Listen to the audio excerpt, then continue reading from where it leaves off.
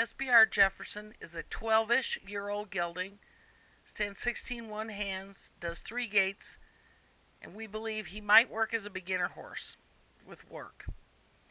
We got this horse from one of the buyers, Brian Moore. This is one of the horses that the Facebook raised funds on to get. This is one of the two. He is not very old. He is thin, and he came in way thinner. He's been slow to put on weight. We had his teeth done, and we're hoping he'll put on a little more weight as his mouth feels better. He is barefoot in this video, and to date, he's been very, very quiet. We got him around the 4th of July, sometime in July. That's why we picked the name.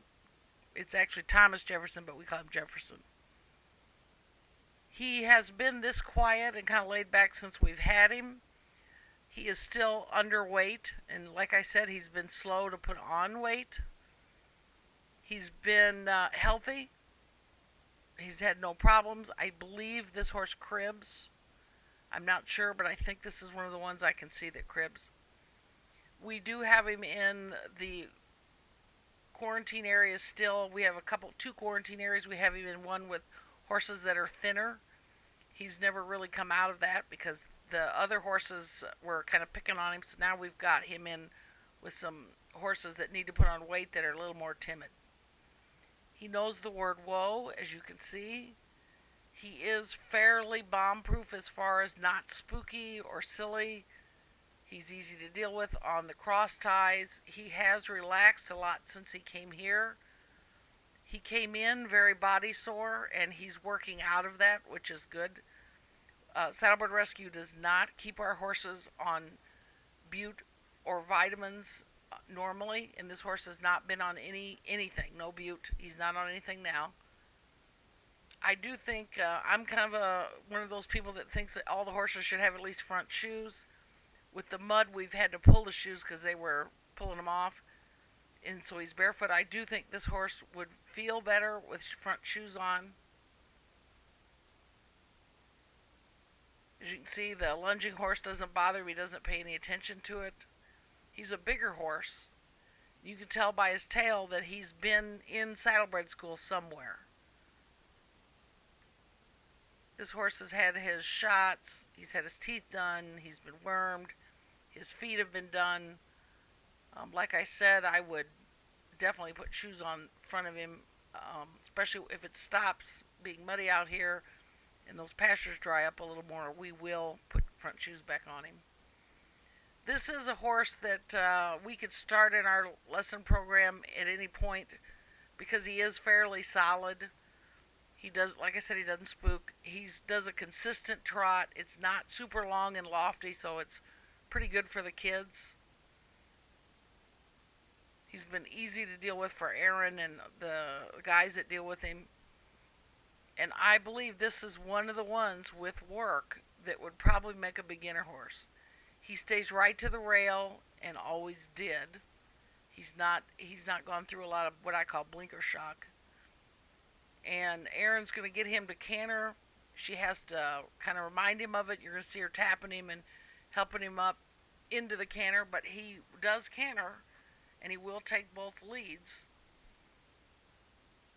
He does sort of know a cue. As you can see, she's had to kind of push him into it.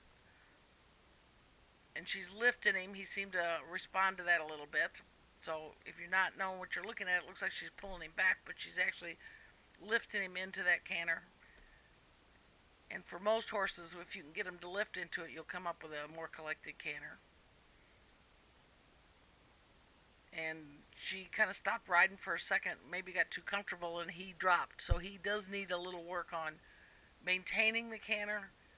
He's a horse you have to push a little bit, which is another reason I like him as a candidate for a beginner horse.